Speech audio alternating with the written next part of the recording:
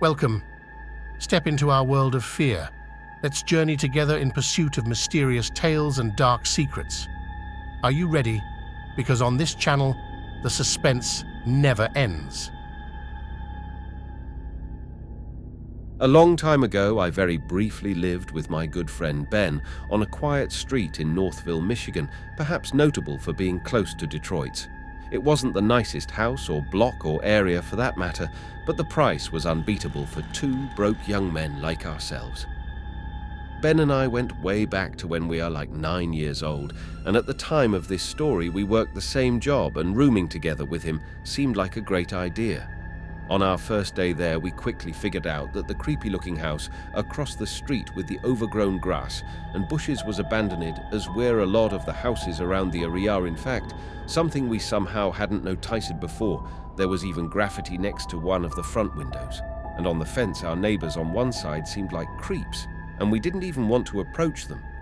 The neighbor on the other side was an older dude, a very interesting, hippie-ish kind of guy. His name was Marv. He had long grey hair with a matching long grey beard. He seemed friendly at first, I guess, but also very weird and hard to talk to. We spoke with him on our second day there after work. He told us the place had been abandoned for as long as he could remember. That night with the sun almost set, while we were sitting on the front stoop smoking, I looked to the house across the street and felt a little tingle in my stomach out of shock. I stood up, threw my cigarette onto the floor and crushed it. Ben looked at me confused, and I pointed to the window across the street. I was pointing at a face which I saw staring at me through the lone upstairs window of the house. Do you see that there's someone at the window? Ben looks at the window immediately, but I saw the person move their head away before he could see it. It's weird. I explained to Ben that I didn't even know. Phil's a male or female, old or young. The glass was just too foggy. All I knew was that I saw the eyes and they were staring at us. Ben told me I was legitimately creeping him out. He believed me. We ran over to Marb's house to tell him. But strangely, he didn't answer his door, even though we saw him watching TV in his tiny, messy living room through the window. The fact that the guy wouldn't answer creeped us out even more. Dude, what the is going on with this place? Ben left, but the situation couldn't stay comical for long. Ben owned a katana. He brought it to mention and suggested we go across the street with it, break into the house from the backyard and see what was going on. We were always adventurous, daring troublemakers as kids, so this was our natural response to the situation. When it got dark, we went across the street to the backyard, broke off the board, holding the back door shut, and entered the house. We both had heavy-duty flashlights with us to light up basically. Any room we were in, the house was dusty, decrepit, but surprisingly seemed to remain untouched from the inside. No graffiti or signs of vandalism anywhere.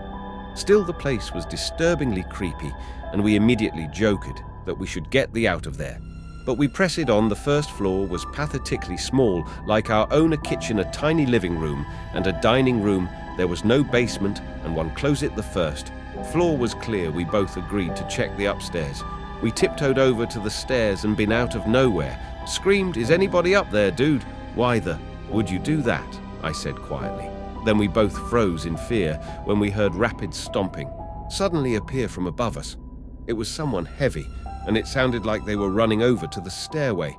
I literally felt like my heart stopped. Then the one with the katana was the first to plead, grabbing my arm and tugging me with him. We went out the way we entered and ran back to the house, where we saw Marv just standing by his window watching us. We didn't know what to do. He just intently stared at us as we froze to catch our breath in front of the house. We went inside, decided not to call the police, and moved out. Literally the next day, we explained to the landlord that the location was just too inconvenient for us, and we needed to leave ASAP. We drove away from that house and never looked back. All right. So there are a couple of abandoned dorms on my college campus. They were shut down like 15 years ago. Because of actually, I don't really know why. Anyway, they're abandoned. It's rumored that they'll be renovated at some point, but that'll probably never happen naturally. It's also rumored that they're haunted. The school has the windows boarded up to prevent students from going in there, because I fancy myself an urban explorer who isn't afraid of getting into any trouble.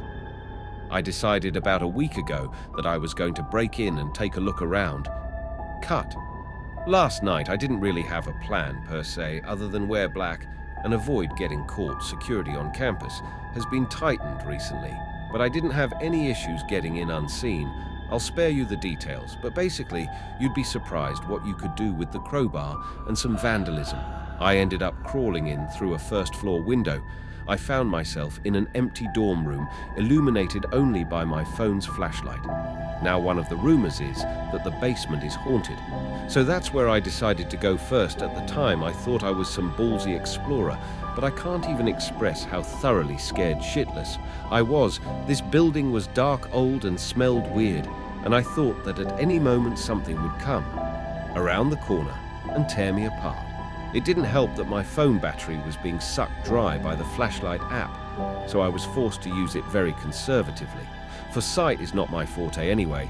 The basements there wasn't any alleged faceless man, ghosts, or at least not that I saw, but this is where it starts to get weird. Let me just set the scene. I very carefully descend the stairs. I open the door at the bottom and step into a room. A completely normal room, although a little colder and with a stickier floor than I would have preferred, but otherwise completely normal. I swept my flashlight across the opposite wall, and there was another door, probably just a laundry room.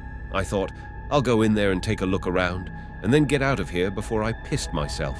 And then I could brag to my friends that I explored the basement of one of the abandoned dorms, but it wasn't the laundry room. I opened the door to a sea of red on the floor. There was a drain in the middle of the room, but it seemed to be clogged with various organic materials, shiny, red organic materials. I caught a glimpse of a black pentagon-like thing on the ceiling, and then I ran up the stairs, down the hall, and out of the window. I busted earlier. I didn't stop running until I got back to my dorm. I laid in bed wide awakey, absolutely terrified. I managed to fall asleep sometime after my roommate left her class. I got up around 11 o'clock. I found a piece of paper that had been slipped under the door. Did you like what you saw? It was written in bright red ink. It's got to be someone just with me. But damn, they're good at it. Because this legitimately creeped me out. Music. I'm 16 years old and currently live next to a vacant house. Barely even a vacant house. More like abandoned. I never knew why the town never made an effort to fix it up and sell it. That never really bothered me though, not until after a recent disturbing events. My bedroom faces the neighboring house in question, and sometimes on hot nights when I had the window open, I would feel like I could hear voices or moaning type noises coming from the neighboring house. Sometimes they even wondered if those sounds were teen sneaking into the house and having sex. But one night that changed. It was a Thursday night in July. I was on my bed playing video games home alone when I muted the TV thinking I heard something from outside. I went to my window and literally guessed when I heard a brief scream coming from inside the abandoned house. It wasn't drawn out at all. It only lasted about maybe a second and I could just barely hear it. My adrenaline was rushing now. I wanted to get closer. Immediately I shut off the lights and TV took my airsoft gun as a mock weapon and hopped the backyard fence over to the abandoned houses. Backyard, I knew the back door was left unlocked since I had been in there before with friends. I simply opened the back sliding door quietly and crept inside just a bit to listen for any more sounds. There was a weird, steady creaking type noise. It was very low, but it was evidence. It was also as dark as it could get in there. I flicked on the light attachment on my airsoft gun and aimed it in front of me. Actually feeling pretty cool for a moment, I now stepped fully into the house and the sound grew louder. I scanned the living room, completely empty, as were the other rooms on this floor. I crept over to the basement door, which was open. The sound was coming from down there. I felt my heart began to race and my gut instinct was telling me to turn around and leave now. But I guess my teen boy adrenaline and curiosity got the better of me. I took one step at a time down the stairway as the creaking sound got louder, and when the opening to the basement finally became visible, I aimed the gunlight around the room. I froze when the light landed on something that was moving. It was a rocking chair. I got a serious pain in my stomach when I saw the back of somebody's head sitting in the rocking chair. When the light landed on them, the chair stopped. Raga. I ran up the stairs, slammed the basement door shut, ran outside, slammed the back door shut, and locked my front and back door. After getting back inside, I went to my room and stood at the window watching the house. I then picked up the phone and called my dad. He seemed more surprised than concerned when I told him, confirming that nobody lives there. He calmly told me to get the police over there to check it out. When I hung up the phone, I looked out the window again, and right across from me on the same level, there was somebody standing at the upstairs window of the abandoned house with the window open. I shut the blinds and called the police. They told me to keep watch through my window, and when I lifted the blinds back up, he was gone. I just hoped he was still in the house by the time the cops showed up. But of course, just my luck. The house was devoid of any people or furniture, well, except for one thing, a single wooden rocking chair in the otherwise empty basement. You